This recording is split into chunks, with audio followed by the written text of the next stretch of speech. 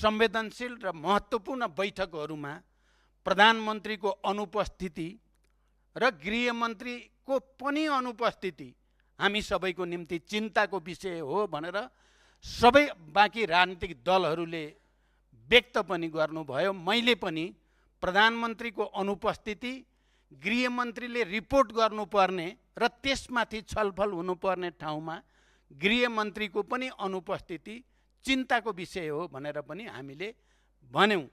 तैपनि हिजो पार्टीको तर्फबाट, सरकारको नेतृत्व गर्ने पार्टीको तर्फबाट जो पहल भयो त्यसलाई हामीले सकारात्मक रूपमा लियौँ र हामी सबैले पनि सामाजिक सद्भाव कायम गर्ने नेपाली इतिहासको गौरवशाली परम्परालाई फेरि अगाडि बढाउनको निम्ति अपिल पनि सामूहिक रूपले गर्यौँ। त्यति बेला मैले भनेको थिएँ हामीले खास गरिकन देशमा निकै ठुलो गृहयुद्ध, निकै ठुलो द्वन्द्व हामीले जसलाई जनयुद्धको रूपमा परिभाषित गर्यौँ, त्यसलाई शान्ति प्रक्रियामा ल्याउने क्रममा पनि हामीले संवाद र सहकार्यलाई नै अन्तिम उपायको रूपमा लियौँ, प्रयोग गर्यौँ र त्यसबाट एउटा ऐतिहासिक उदाहरण हामीले देशमा मात्रै होइन विश्वको अगाडि पनि प्रस्तुत गर्यौँ, जसलाई विश्वले पनि त्यसलाई राम्रोसँग आत्मसात गर्यो र हामी सबै नेपालीको निम्ति एउटा गौरव, हाम्रो शान्ति प्रक्रिया एउटा सफल शान्ति प्रक्रियाको रूपमा एउटा परिवर्तनकारी शक्तिको रूपमा स्थापित भएको छ। हामी सबैले त्यसमा गौरव गरेका छौँ। त्यसपछिका घटनाक्रमहरूमा पनि जति जति बेला देशमा या गम्भीर प्रकृतिका राजनैतिक समस्याहरू, गाँठोहरू पर्छन्, त्यसलाई फुकाउनको लागि हामीले संवाद र सहकार्य, के सत्तापक्ष के प्रतिपक्ष, हामीले जहिले पनि संवाद सहकार्य मार्फत ती गाँठोहरू फुकाउन, देशलाई निकास दिनको लागि पहल गरेका छौँ। म आज यस सम्मानित सदनमा सभामुख महोदय त्यो पनि स्मरण गराउन चाहन्छु। चाहे संविधान बनाउने बेलामा देखा परेका सङ्कटहरू हुन्, हामीले सहकार्य र संवादकै माध्यमबाट त्यसको समाधान गर्यौँ। राजनीतिक सङ्कट जति बेला तराई, मधेस, पहाड, हिमालमा कतै चर्को द्वन्द्वको स्थिति सिर्जना हुने हो कि भन्ने अवस्था थियो, त्यति बेला पनि म दोस्रो पटक नेपाल सरकारको प्रधानमन्त्रीको हैसियतले मधेसका जनताका उचित मागहरू र चिन्ताहरूलाई सम्बोधन गर्न पटक पटक संविधान संशोधनका प्रस्तावहरू सदनमा प्रस्तुत गरेर मधेसी जनताको विश्वास नजितेको भए सायद संविधान निर्माणको प्रक्रिया धेरै अगाडि नबढ्न पनि सक्थ्यो र अहिले यस सम्मानित सदनमा राष्ट्रिय स्वतन्त्र पार्टी 2/3 झन्डै नजिकको बहुमत पाउने अवस्था नआउन पनि सक्थ्यो। तपाईहरू यहाँ जुन जुन जाति, भाषा, धर्म, समुदाय, सम्प्रदायको प्रतिनिधित्व यहाँ छ, यो प्रतिनिधित्व नहुन पनि सक्थ्यो। म खालि यो कुरालाई तपाईहरू सबैको ध्यानाकर्षण मात्रै गराउन चाहन्छु। हामी सबैलाई थाहा छ नेपालमा निकै ठुलो भूकम्प गयो र त्यो भयानक भूकम्पको बेलामा सौभाग्य भनौँ म प्रमुख प्रतिपक्षी दलको नेताको हैसियतमा थिएँ। त्यति बेला नेपाली कांग्रेसका सभापति सुशील कोइराला प्रधानमन्त्री हुनुहुन्थ्यो। निकै चर्को संविधान बन्ला कि नबन्ला भन्ने चिन्ता एकातिर देशभरि व्याप्त थियो आम जनतामा भने, अर्कोतिर त्यो विनाशकारी भूकम्प कारण भएको ठुलो धनजनको क्षतिको चिन्ता र पीडा पनि नेपाली जनतामा थियो र राजनीतिक नेतृत्व तहबाट कुनै विशेष पहलको अपेक्षा नेपाल राष्ट्र र नेपाली जनताले गरेका थिए। त्यति बेला मैले त्यति बेलाको सम्मानित सदनको रोस्टममा उभिएर प्रधानमन्त्रीलाई भनेको थिएँ, तपाईँ सत्ता पक्ष र प्रधानमन्त्री हुनुहुन्छ, म प्रतिपक्षी दलको नेता छु। आजबाट मैले प्रतिपक्षी दलको नेताको हैसियतमा होइन, यो राष्ट्रका अगाडि देखा परेका गम्भीर सङ्कट र समस्या समाधानको निम्ति तपाईको सरकारको सहयोगीको रूपमा भूमिका खेल्नेछु भनेर भनेपछि नै संविधान निर्माणको प्रक्रियाले नै गति लियो। भूकम्पबाट पीडित जनतालाई राहत, उद्धार र पुनर्स्थापना गर्ने कामले पनि गति लियो। सायद तपाईहरुमध्ये कयौंलाई सम्झना होला, जानकारी होला, तपाईहरुले नोट पनि गर्नुभएको होला। प्रधानमन्त्री सुशील कोइराला र प्रतिपक्षी दलको नेता म स्वयं एउटै वाहनमा हामी धेरै ठाउँ घुमेका छौं र जनताको पीडामा मलमपट्टि लगाउने त्यति बेला हामीले सकेको कोसिस गरेका छौं। त्यसैगरी निकै ठुलठुला बाढी पहिरोबाट क्षति, धनजनको ठुलो क्षति भएको बेलामा पनि हामीले अझ भन्नुहुन्छ भने मैले त्यति बेला यो परिवर्तनको एउटा वाहकको हैसियतले, शान्ति प्रक्रियाको एउटा हस्ताक्षरकर्ताको हैसियतले, संघीय लोकतान्त्रिक गणतन्त्र स्थापनाको एउटा नेतृत्वकर्ताको हैसियतले मैले नै पहल गरेर त्यस खालको अवस्थामा पनि राष्ट्रिय एकता सुदृढ गर्ने, संवाद र सहकार्यको माध्यमबाट अगाडि आउने पहल गर्यौं र त्यसले सकारात्मक उदाहरण पनि प्रस्तुत गर्यो। सभामुख महोदय, अहिले पनि देशको राजनीति सहज भएको छैन। मैले यो कुरा यहाँ भन्नै पर्छ। राजनीति सहज भइसकेको छैन। जनताको अपेक्षा थियो, एउटा भाष्य बन्यो, नयाँ र पुरानाको भाष्य। म त्यसमा अहिले बढी जान चाहन्न। जे भए पनि नेपाली जनताले एउटा आशा र अपेक्षाको साथ राष्ट्रिय स्वतन्त्र पार्टीलाई अत्यधिक बहुमत प्रदान गर्यो। सुशासनको पक्षमा, सामाजिक न्यायको पक्षमा, आर्थिक विकास र समृद्धिको पक्षमा एकपछि अर्को काम हुँदै जाला भन्ने आशा अपेक्षाबाट विगतमा भएका व्यथिति र अराजकता, जसलाई मैले त्यति बेला पनि भन्ने गरेको थिएँ, व्यथिति र अराजकताको जिम्मेवारी राजनीतिक नेतृत्वले लिनुपर्ने हुन्छ। भएका राम्रो कामको जस पनि लिनुपर्ने हुन्छ, नराम्रो कामको अपजस पनि लिनुपर्छ भनिएकै थियो। सुशासन, सामाजिक न्याय र आर्थिक समृद्धिको यात्रामा हामी अगाडि बढ्दै थियौं। अहिले जनताको अपेक्षा अनुसार काम नभएको भन्ने कुरा जताकतै सुन्न थालिएको छ। मैले यही रोस्टमबाट पहिलोचोटि भन्दा सरकारलाई केही सुझाव, केही टिप्पणी र केही सामान्य आलोचनाको रूपमा मात्रै कुराहरू राखेको थिएँ र मेरो अपेक्षा थियो आउने दिनमा सरकार एकपछि अर्को गम्भीर र जिम्मेवार पूर्ण कदम चालेर नेपाली जनताको आशा अपेक्षा पूरा गर्न अगाडि आउनेछ। तर यसबीचका क्रियाकलाप त्यस प्रकारका रहेनन्। बडो गम्भीर ढङ्गले म भन्न चाहन्छु, त्यस खालका रहेनन्। बरु एकपछि अर्को नकारात्मक उदाहरणहरू बन्दै गए। चाहे त्यो सुकुम्बासी प्रकरणको कुरा होस्, चाहे त्यो ट्रेड युनियनसँग सम्बन्धित अधिकारको कुरा होस्, चाहे त्यो विद्यार्थीसँग सम्बन्धित कुरा होस्, चाहे नेपालको भौगोलिक सिमानासँग सम्बन्धित कुरा होस्। म लामो व्याख्यामा जान खोजिराखेको छैन।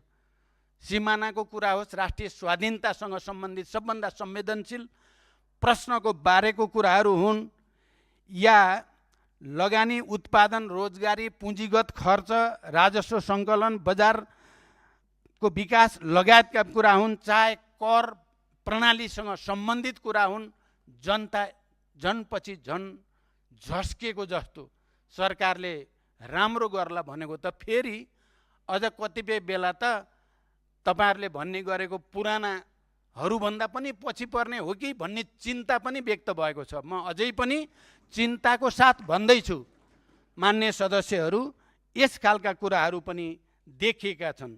अनि संविधान संशोधनको कुरा, लोकतन्त्र सुदृढीकरणको कुरामा जसरी सरकार प्रस्तुत भयो, त्यसले कहीँ कतै यो संविधान जो हजारौंको बलिदानबाट र धेरै ठुलो त्याग र तपस्याबाट, लामो सङ्घर्षबाट प्राप्त भएको समावेशी लोकतन्त्र सहितको संविधानलाई पुनर्लेखनै गर्न खोजिएको त होइन, या संविधानलाई कुनै न कुनै रूपले अझ पछि कमजोर पार्ने उद्देश्यद्वारा अगाडि बढेको त होइन भन्ने प्रश्न पनि आम जनतामा अहिले देखा पर्दै गएको छ।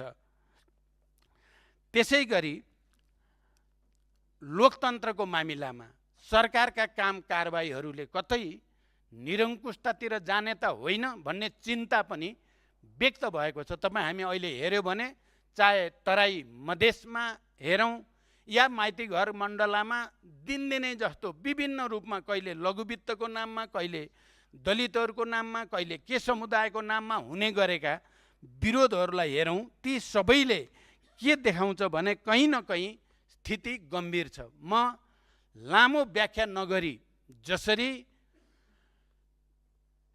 यो सरकार बन्ने अवस्थासम्म आयो, कतै कसैले, यो मेरो चिन्ता मात्रै हो, मेरो अहिले निष्कर्ष र कसैमाथि आरोप होइन, त्यो ढङ्गले नलियोस्। यो सरकारलाई पनि फेरि असफल साबित गर्ने, यो सरकारले पनि शान्ति सुरक्षा कायम गर्न सकेन, जनताको आर्थिक विकास र समृद्धिको आकाङ्क्षा सम्बोधन गर्न सकेन, यो सरकारले पनि सुशासन कायम गर्न सकेन। त्यसकारण नेपाललाई असफल राष्ट्र बनाउने र अर्को ठुलो दुर्घटना त हुने होइन भन्ने गहिरो चिन्ता म तपाईँहरूको अगाडि व्यक्त गर्न चाहन्छु। यस अर्थमा यो सरकारलाई असफल हुने छुट पनि छैन। तपाईँहरू असफल हुनुभयो भने तपाईँहरू मात्रै असफल नहुने, नेपाल राष्ट्र नै असफल हुने खतरा छ। त्यसकारण मैले तपाईँहरूलाई गर्ने सुझाव, आलोचना, टिप्पणी यो राष्ट्रको राष्ट्रिय स्वाधीनता, नेपाली जनताको लोकतान्त्रिक अधिकार, यो सबैको संरक्षणको निम्ति अनिवार्य छ भन्ने ठानेर म यो कुरा भन्दैछु। तर कता कता हिजोको सर्वदलीय बैठकको मात्रै कुरा होइन, सम्माननीय राष्ट्रपतिले यही रोस्टमबाट, यही मञ्चबाट सरकारकै नीति कार्यक्रम वाचन गर्दै गर्दा प्रधानमन्त्री बीचमा उठेर हिँडेको कुरा संसारले हेरेको छ। सम्पूर्ण नेपाली जनताले गहिरो गरी त्यसलाई लिएको छ। गणतन्त्र दिवसको दिन सधैँ नै प्रधानमन्त्रीले सम्बोधन गर्ने हाम्रो लोकतान्त्रिक परम्परा छ। त्यो दिन प्रधानमन्त्रीले गणतन्त्र दिवसको दिन आफू खुला मञ्चबाट या शाही सैनिक मञ्चबाट सम्बोधन गर्ने कुराबाट पन्छिनु र राष्ट्रपतिलाई तपाईँ नै बोल्नुहोस् भन्नुलाई पनि नेपाली जनता र बुद्धिजीवीहरूले कसैले पनि सहज रूपमा लिन सकेका छैन। अनि सरकारको नीति कार्यक्रम र बजेटका सन्दर्भमा म बडो गम्भीरताको साथ, सभामुख महोदय, बडो गम्भीरताको साथ भन्न चाहन्छु, कतै यो सरकार एउटा निश्चित उपल्लो वर्गको हितमा मात्रै केन्द्रित त होइन, यसले श्रमजीवी जनता, मजदुर, किसान, गरिबहरूतिर भन्दा उच्च मध्यम वर्ग र माथिल्लो वर्गतिर मात्रै ध्यान दिएको र श्रमजीवी जनताप्रति व्यवस्था गरेको भन्ने प्रश्न उठेको छ। म सरकारलाई यी विषयहरूलाई सामान्य रूपमा होइन, गम्भीर रूपले लिन विशेष रूपले आग्रह गर्न चाहन्छु। यदि सरकारले एउटा वर्ग विशेष, अझ त्यसमा पनि माथिल्लो वर्गको हितलाई मात्रै ध्यान दिने, किनकि नीति कार्यक्रमका सन्दर्भमा पनि बजेटका सन्दर्भमा पनि त्यसको स्पष्ट सङ्केत देखिएकै छ। कतै हामी जानेर वा नजानेर हामी त्यतातिर धकेलिँदै त गएका छैनौँ। यसले देशमा फेरि अर्को एउटा ठुलो विग्रहतिर जाने त होइन, जसलाई राष्ट्रले धान्नै नसक्ने अवस्था आउने त होइन भन्ने प्रश्न बजारमा छन्। तपाईहरूले पनि सुन्नुभएको छ पक्कै। मलाई लाग्छ तपाईँहरू यसमा बेखबर हुनुहुन्छ भन्ने मलाई लाग्दैन। मेरो चिन्ता फेरि पनि के छ भने, त्यस्तो भयो भने यो राष्ट्रले थेग्न नसक्ने अवस्था आउने हो कि, किनभने एक थरी मानिसहरूलाई हामीले विश्वको अहिले भू राजनीति जसरी अगाडि बढेको छ, त्यो विश्वको जियो पोलिटिक्सले हाम्रो जस्तो कमजोर र एउटा निश्चित भू राजनीति भएको देशलाई आफ्नो पकडमा र यस मार्फत अन्तर्राष्ट्रिय रूपमा आफ्नो वर्चस्व कायम राख्ने खतरा बढी छ। मैले पहिलोचोटि यो सम्मानित सदनमा बोल्दा पनि त्यो कुरा थोरै सङ्केत गरेको थिएँ। हाम्रो भू राजनीतिक अवस्था र अन्तर्राष्ट्रिय क्षेत्रमा अहिले चालिरहेको भू राजनीतिक द्वन्द्व जस्तो ठाउँमा पुगेको छ, कतै तेस्रो विश्वयुद्धको सङ्घारमा त विश्व होइन भन्ने प्रश्नहरू पनि धेरै ठुल्ठुला बुद्धिजीवीहरूले, विशेषज्ञहरूले भन्न थालेका छन् र घटनाक्रमहरू हेर्दा सहज छैन। हाम्रो देश एकातिर हेर्दा भू राजनीतिक विशिष्टताका कारण नै हाम्रो स्वतन्त्रता, सार्वभौमसत्ता र भौगोलिक अखण्डता बचेको छ भन्न पनि सकिन्छ।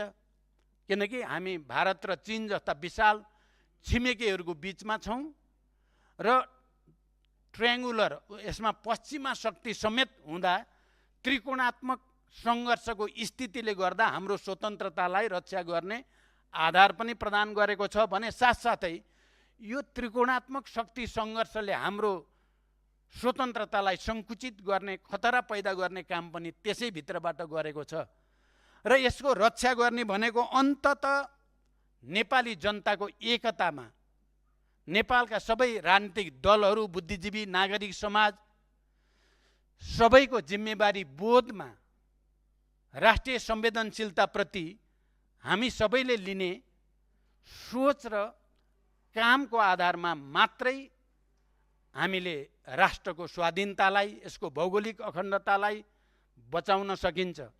म फेरि एकचोटि सबभन्दा पहिला त राष्ट्रिय स्वतन्त्र पार्टीका सबै नेता र मान्य सदस्यहरूलाई विशेष रूपले अपिल गर्न चाहन्छु, तपाईहरू सबै गम्भीर ढङ्गले यो विषयलाई लिँदा देशले एउटा गति पक्रिन्छ। अरू राजनीतिक दल प्रतिपक्षहरूको भूमिका पनि आफ्नो ठाउँमा छँदैछ। हिजो हामीले जे व्यक्त गऱ्यौँ सचेत रूपले व्यक्त गरिएको हो। सर्वदलीय बैठकमा सबैले हस्ताक्षर गरेर साम्प्रदायिक विद्वेष फैलिन नपाओस्, सामाजिक सद्भाव कमजोर नहोस् भन्ने भावना हामी सबैले व्यक्त गरेका छौँ। त्यो प्रति इमान्दार हुन र गम्भीर हुन म विशेष रूपले अपिल गर्न चाहन्छु। अहिले सबैतिर हत्या, हिंसा, बलात्कारका घटनाहरू पनि बढिराखेका छन्। आत्मदाह, आत्महत्याका घटनाहरू पनि दिन प्रतिदिन बढेका छन्। पहिलो कुरा त म पनि यहाँ कतिपय मान्य सदस्यहरूले भने जस्तै हामी कसैले पनि यसलाई दुरुत्साहन गर्ने या यस खालको प्रवृत्तिलाई पटक पटक दोहोर्याएर भनेर अलिकति निराशातिर जान खोजेका मानिसहरूलाई पनि हल त आत्महत्यै हो कि क्या हो भन्ने गरी लेख्न हुँदैन, बोल्न हुँदैन। किनभने जीवन सङ्घर्ष हो। जीवन रहेसम्म निरन्तर सङ्घर्ष गरिराख्ने प्रवृत्ति र भावनालाई हामी सबैले प्रोत्साहित गर्नुपर्ने हुन्छ। तर घटनाहरू देखिएका छन् र त्यसले सबैतिर एउटा चिन्ता व्यक्त पनि भएको छ। र यो अवस्थामा हामी कसैले पनि बहुमतको दम्भ